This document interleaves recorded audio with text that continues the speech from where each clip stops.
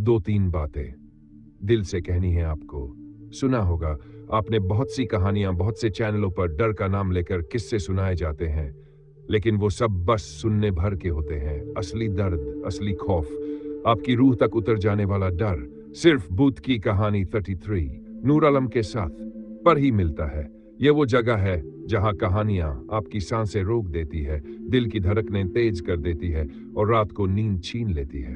अगर आपको यहां मजा नहीं आया, डर महसूस नहीं हुआ, तो इस चैनल का नाम आप खुद बदल दीजिएगा, क्योंकि ये चैनल वादा करता है कि ऐसी कहानियां आपको कहीं और नहीं मिलेंगी।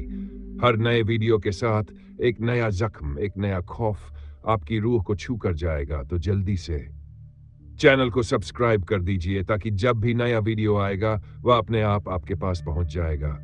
और अगर दिल की धड़कनें तेज हुई, डर ने वाकई मजा दिया, तो लाइक दबाकर हमें बताइए, क्योंकि बुक की कहानी 33 नूर आलम के साथ पर डर कभी खत्म नहीं होता। अब तैयार हो जाइए और कहानी के अगले अंधेरे मोड़ की ओर। रात का समय था, घना अंधेरा चारों ओर फैला हुआ था।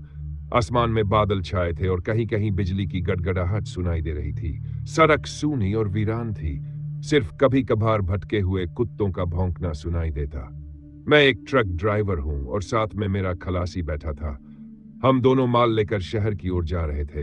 रास्ता लंबा था और हमें रात भर गाड़ी चलानी थी। मेरी आंखों में नींद तो थी, मगर जिम्मेदारी भारी थी, इसलिए स्टीयरिंग कसकर पकड़े हुए था। खलासी बार बार मुझसे बातें करता ताकि मैं जागा रहूं। उसने कहा कि भाई साहब, ये रास्ता अच्छा नहीं है। लोग कहते हैं कि इस जंगल से होकर जाने पर कई बार गाड़ियों के साथ अजीब घटनाएं होती हैं। मैंने हंसकर उसे टाल दिया, मगर दिल के अंदर डर का एक साया जरूर उठ चुका था। सड़क अब और भी सुनसान हो चुकी थी। ट्रक की हेडलाइट्स ही रास्ते को रोशन कर रही थीं। तभी अचानक मैंने देखा कि सामने सड़क के किनारे एक औरत खड़ी है, सफेद साड़ी में लिपटी। उसके लंबे खुले बाल हवा में लहरा रहे थे। मैंने ब्रेक मारा तो ट्रक जोर से झटका खा गया। खलासी डर के मारे चिल्ला पड़ा कि उसे मत देखो, मत देखो, मगर मेरी आंखें उस औरत पर टिक चुकी थीं। वह औरत धीरे धीरे हाथ उठाकर हमें रुकने का इशारा करने लगी। मेरी सांसें तेज हो गई। खलासी मेरे हाथ पकड़कर बोला कि आगे मत बढ़ो, ये कोई साधारण औरत नहीं है। मगर मेरे अंदर हिम्मत भी थी और जिम्मेदारी भी। मैंने धीरे से ट्रक आगे बढ़ाया और उसकी ओर देखा। जैसे ही हेडलाइट उसकी आंखों पर पड़ी, मेरी रूह कांप उठी। उसकी आंखें लाल थी और चेहरा भयानक। तभी अचानक वह गायब हो गई। सड़क खाली थी, जैसे वहां कोई था ही नहीं। खलासी पसीने पसीने हो गया। मैंने हिम्मत दिखाकर कहा कि डरने की जरूरत नहीं, लेकिन दिल धड़क रहा था जैसे बाहर निकल आएगा। ट्रक अब जंगल के अंदर गहरी ढलान पर उतर रहा था। हवा और भी ठंडी हो चुकी थी।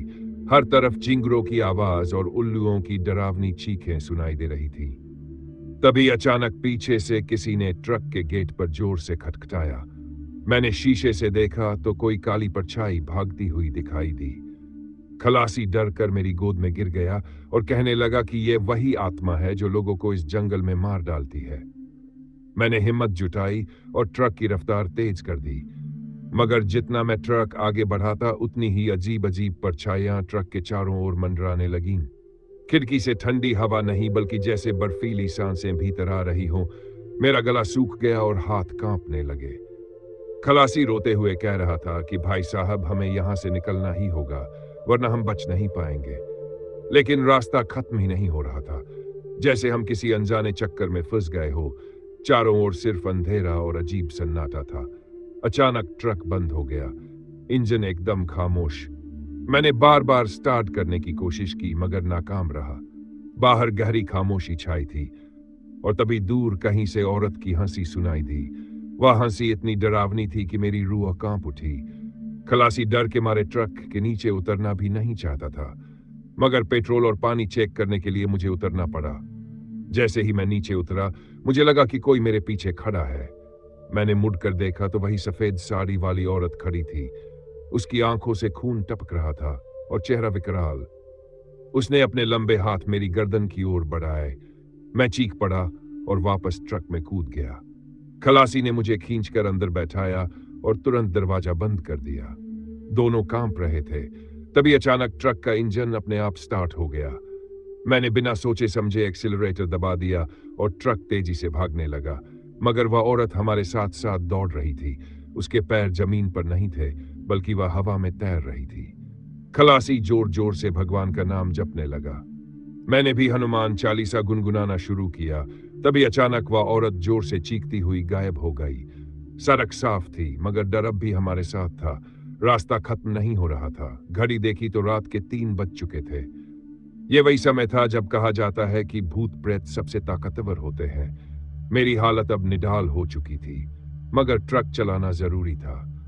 खलासी ने कहा कि भाई साहब, हमें किसी मंदिर की तलाश करनी चाहिए, वरना हम बच नहीं पाएंगे। तभी कुछ दूर हमें सड़क किनारे एक छोटा सा हनुमान जी का मंदिर दिखाई दिया। मैं तुरंत ट्रक रोककर नीचे उतरा और दोनों ने भागकर मंदिर के अंदर शरण ली। वहां जलता हुआ दिया और घंटियों की आवाज सुनते ही हमारी रूह को चैन मिला। बाहर देख रहे थे तो वही औरत मंदिर के बाहर खड़ी होकर गुर्रा रही थी, जैसे वह हमें अंदर खींच लेना चाहती हो। मगर जैसे ही मंदिर के पुजारी ने शंख बजाया, वह औरत आग की तरह चीखते हुए गायब हो गई। मंदिर में बैठे हुए हम दोनों के शरीर कांप रहे थे, आंखों से आंसू बह रहे थे और दिल में अब भी डर बैठा था। लेकिन साथ ही यह भी एहसास हो रहा था कि हिम्मत और विश्वास ने हमें मौत के मुंह से बाहर निकाल दिया। वह रात हमने मंदिर में गुजारी। सुबह की पहली किरण के साथ जब हम बाहर आए तो सड़क साफ थी और ट्रक सही सलामत खड़ा था, जैसे कुछ हुआ ही न हो। मगर हम दोनों के दिलों पर उस रात की छाप हमेशा के लिए गहरी हो चुकी थी। खौफ, दर्द और डर की वह दास्तान हमारी जिंदगी भर याद रहने वाली थी कि इंसान चाहे कितना भी बहादुर क्यों न हो, लेकिन उस अंधेरे जंगल में छिपी रहस्यमयी शक्तियों के सामने उसका साहस भी कांप उठता है।